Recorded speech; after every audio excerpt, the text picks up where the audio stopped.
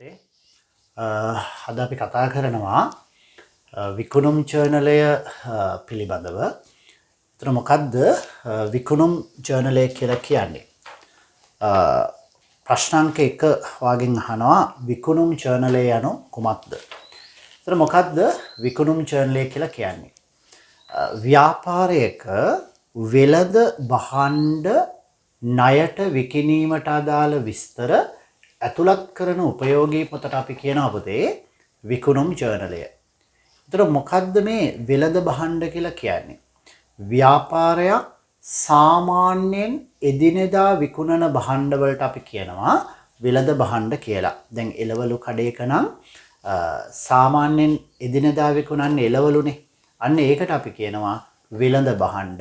ඒතර මේ වෙළඳ භාණ්ඩ ණයට විකිණීමක් සිද්ධ වුණොත් අන්න ඒක ඇතුළත් කරන්නේ ඒ ගනුදෙනු ඇතුළත් කරන්නේ කොහෙද? විකුණුම් ජර්නලය තුල. ඒතර විකුණුම් ජර්නලය පිළියෙල කිරීමේදී මූලාශ්‍ර ලේඛනය විදිහට භාවිතා කරන්නේ විකුණුම් ඉන්වොයිසිය. විකුණුම් ඉන්වොයිසිය. හරි. ප්‍රශ්නාංක 2 පහත තොරතුරු ප්‍රසන්න ව්‍යාපාරට අදාළ වේ. ව්‍යාපාරය 10% වැට් සඳහා ලියාපදිංචි වෙලා තියෙනවා. එතකොට මේ වැට් සඳහා ලියාපදිංචි වෙලා තියෙන ආයතනයක් සරල වැට් අනුපාතයක් තමයි අපි දීලා තියෙන්නේ 10%යි වැට් අනුපාතය. අපෙන් ඉල්ලන්නේ විකුණුම් ජර්නලය සහ සියලු ලෙජර් ගිණුම්. හොඳයි.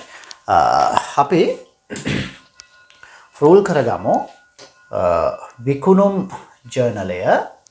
විකුණුම් ජර්නලය අපි දන්නවා සරල ආකෘතියක් තියෙන්නේ. දිනය තීරුවක් තියෙනවා. ඊට පස්සේ ඉන්වොයිස් අංකයේ තීරුවක් තියෙනවා. ණය ගැති එහෙම නැත්නම් ගැනුම් කරුවන්ගේ තීරුවක් තියෙනවා. වැට් රහිත විකුණුම් තියෙනවා. වැට් තීරුවක් තියෙනවා. ඊළඟට වැට් සහිත මුළු වගේ තීරුවක් තියෙනවා. මෙන්න විකුණුම් ජර්නලය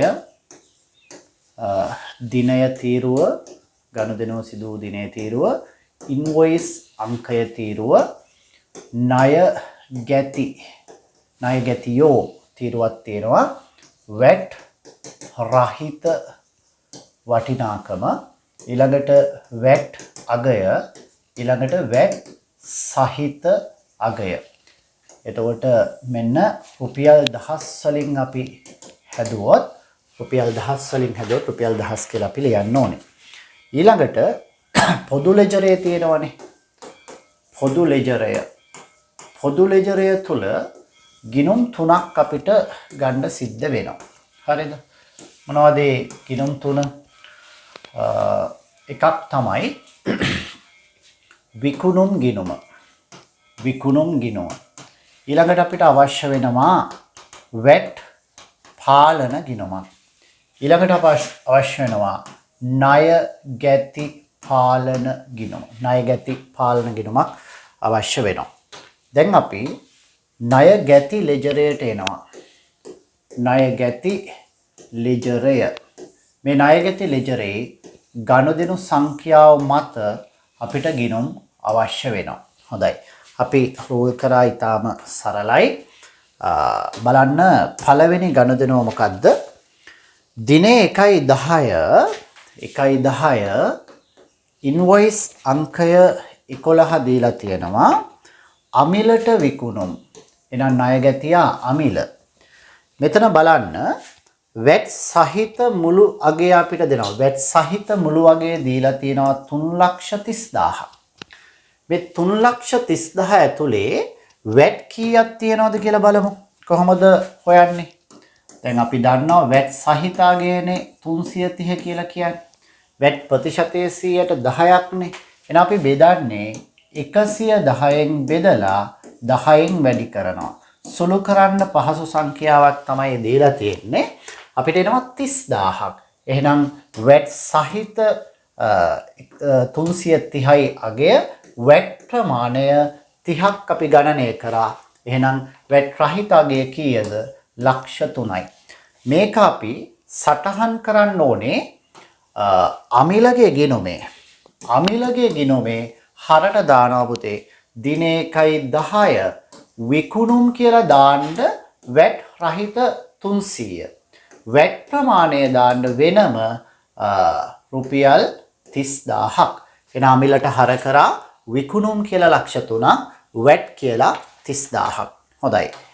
ඒ වගේමයි දෙවැනි ගණදනුවට දින 1යි 20 කියලා තියෙනවා. ඉන්වොයිස් අංකය 12 කියලා තියෙනවා. සුරංගට විකුණුම්. එහෙනම් සුරංග ණයගැතිය කවුද? සුරංග. වැට් සහිත මුළු අගය දීලා තියෙනවා 550ක්.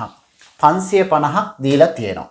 එහෙනම් මේ තුල අන්තර්ගත වැට් ඊටාම සරලයිනේ. කලින් වගේමයි 550 බෙදුවා 110න් වැඩි කරා 10න් අනිවාර්යයෙන්ම 50000ක් තමයි වාට එන්නේ. මේ 50000 අපි සටහන් කරමු වැට් තීරුවේ 50000යි. එහෙනම් වැට් රහිත අගය ලක්ෂ 5ක් විය යුතුයි. එහෙනම් අපි සටහන් කරමු සුරංගගේ ගිණුමට එන්න. සුරංගගේ ගිණුමට එන්න. සුරංග ණයගැතියෙක් දින 1යි 20 විකුණුම් කියලා ලක්ෂ 5ක් වැට් රහිත අගය වැට් ප්‍රමාණය අපි සටහන් කරනවා පුතේ 50000. ඊටාම සරලයි. එහෙනම් දැන් ඔයාලට වැඩේ පැහැදිලි වෙලා තියෙන්නේ. දිනය 1.30 ඉන්වොයිස් සංඛ්‍ය 13 පැතුම්ට විකුණුම්. පැතුම්ට වැට් සහිත මුළු අගය 660ක් දීලා තියෙනවා. එහෙනම් ඒකේ තියෙන වැට් ප්‍රමාණය අපි මේ විදිහටම ගණනය කරා. 660 110න් බෙදලා 10න් වැඩි කරන වාට එනවා 60000ක්. එහෙනම් වැට් රහිත අගය පුතේ ලක්ෂ 6යි වටිනාකම. මේක අපි දාමු මෙන්න පැතුම්ගේ ගිණුම. පැතුම් කියන්නේත් ණයගැතියෙක්. ණයට විකුණද්දී ඇති වෙන්නේ ණයගැතියෝ.